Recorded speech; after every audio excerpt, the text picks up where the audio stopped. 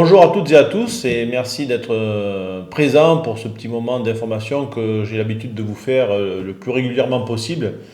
Je le fais bien entendu dès qu'on a de la matière.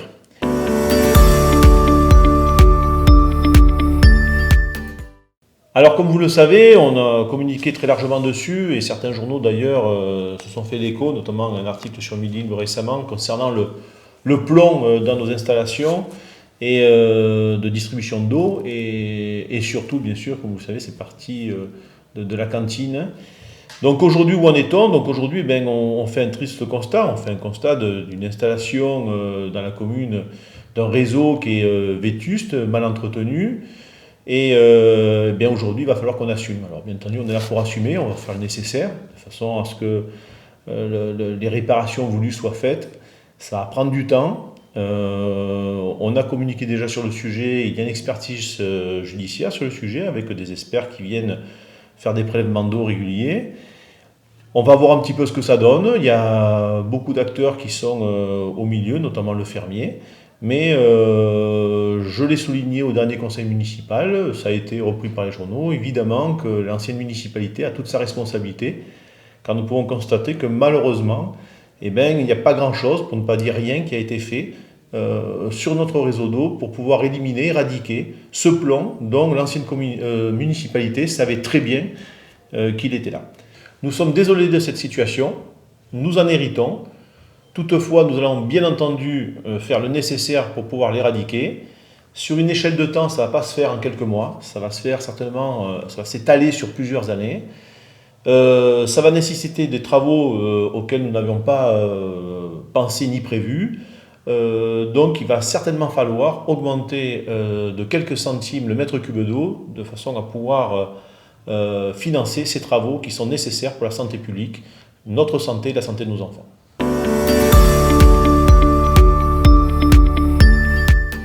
Normalement, si tout va bien, bon déjà il y a du retard, vous l'avez pu le constater par rapport à ce qui a été annoncé, puisqu'il y a presque un an, pas un an, mais au moins 9 mois de retard, pour diverses raisons qui sont bien sûr pas de notre ressort. Par contre, on a eu des soucis, notamment sur l'élagage, vous l'avez vu, on est intervenu régulièrement à ces sociétés-là pour leur dire qu'il ne fallait pas couper les arbres n'importe comment, il ne fallait pas laisser les branches au bord de la route. Donc j'ai envoyé un courrier à leurs responsables, leur disant qu'à partir de maintenant, nous allons les verbaliser pour déchets laissés au bord de la route s'ils ne faisaient pas les choses correctement. Donc les services de police de la commune se chargeront de ça, bien entendu. Maintenant, en ce qui concerne quand allons-nous avoir l'accès à la fibre, bon, visiblement, on sort d'une réunion avec certains responsables qui nous disent qu'en gros, vers le 8 mars, on devrait être éligible et vous pourriez commencer à avoir vos premiers abonnements à partir de cette date.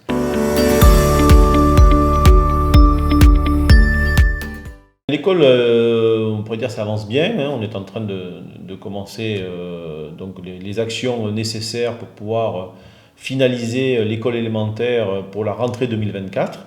Donc c'est l'objectif, je vous le dis, si vous ne le saviez pas, c'est peut-être un scoop pour certains, mais l'objectif c'est qu'en septembre 2024, nous pourrons faire cette rentrée dans la nouvelle école élémentaire.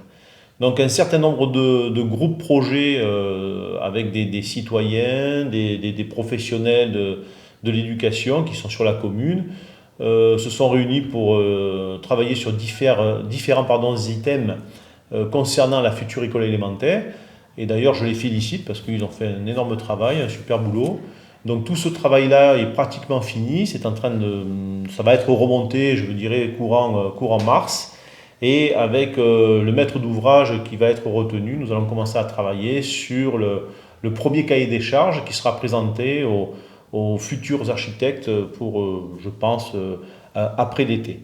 Et d'ailleurs, à ce sujet, je voulais féliciter aussi tous les élèves que je sais qui travaillent avec les instituteurs et les institutrices sur la commune d'Aubé à ce projet d'école, puisque nous avons voulu que ce projet soit participatif.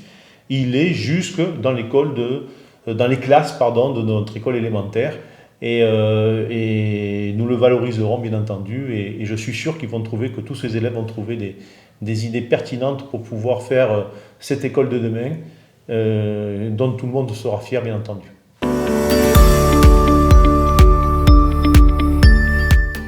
Je voulais faire un petit point sur les services techniques. Il faut un travail au quotidien qui n'est pas toujours évident. Vous avez vu les températures qui ne sont pas non plus au plus haut, hein. On a eu des matinées à moins 4 degrés. Donc les agents font leur travail encadré avec Christophe, le DST, hein, le directeur des services techniques, ainsi que l'élu qui a été en charge de ça, Jean-Claude Rome. Et je les remercie parce qu'ils font vraiment un travail formidable.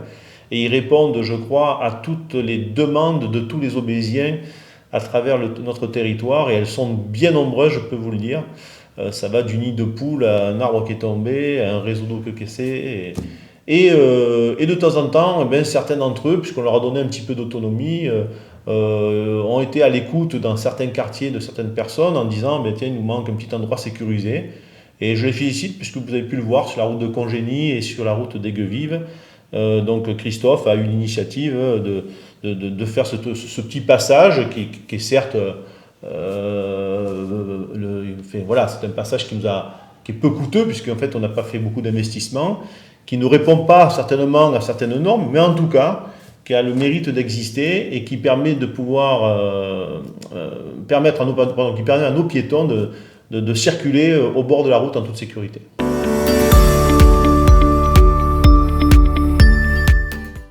Alors le PLU, comme vous le savez, nous l'avons remis à la révision. Ça sera une révision courte dans le temps puisqu'elle sera sur 24 mois. Elle a démarré là en janvier. La société qui a été sélectionnée pour nous aider, donc c'est le cabinet Verdi. Ils sont sur Montpellier. On a commencé les consultations. Nous allons rencontrer les agriculteurs avec une représentante de la Chambre d'agriculture pour continuer à travailler sur ce sujet-là. Bien entendu, comme toute révision du PLU, il y a une commission extra-municipale qui est en train de travailler dessus, mais aussi vous avez la possibilité de venir en mairie, puisqu'un cahier a été ouvert pour pouvoir y mettre vos éventuelles doléances, ou nous l'envoyer à Contact Mairie, comme d'habitude, par email.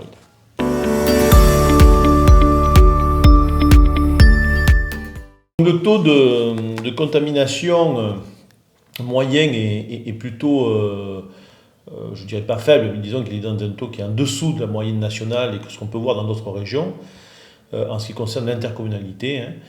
Nous, sur Aubé, nous sommes dans une contamination aussi qui est assez faible, et tant mieux, on peut s'en féliciter, mais malgré tout, il faut toujours garder à l'esprit qu'il faut se protéger et vraiment respecter les gestes barrières.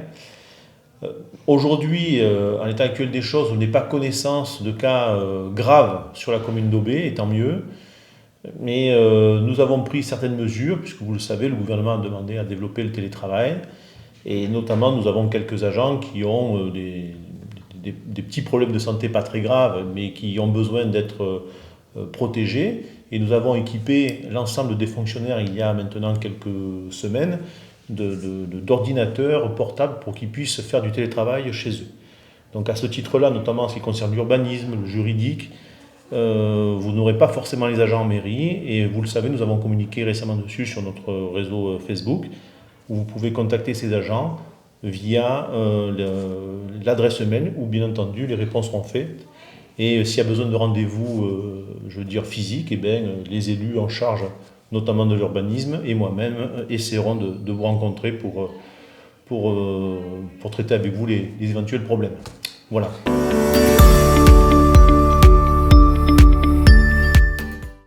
Donc au mois de février, il n'y a pas eu de conseil municipal de prévu. Il y en aura donc 2 sur le mois de mars. Le premier aura lieu le 4 mars prochain. Et le second mois de mars, ça sera le 26 mars, où là, ça sera un conseil municipal un peu plus, un peu plus concentré sur les finances, puisqu'il sera spécifiquement fait que pour voter le budget. À ce titre, étant donné que nous sommes toujours dans un contexte sanitaire particulier, comme vous le savez, nous ne pouvons pas ouvrir au public les conseils municipaux. Et cette demi-heure citoyenne que nous faisions que nous avons essayé de faire au début, que malheureusement nous n'avons pas pu continuer du fait de la crise sanitaire, où vous posiez vos questions et on y répondait. Donc moi je vous propose, c'est de nous envoyer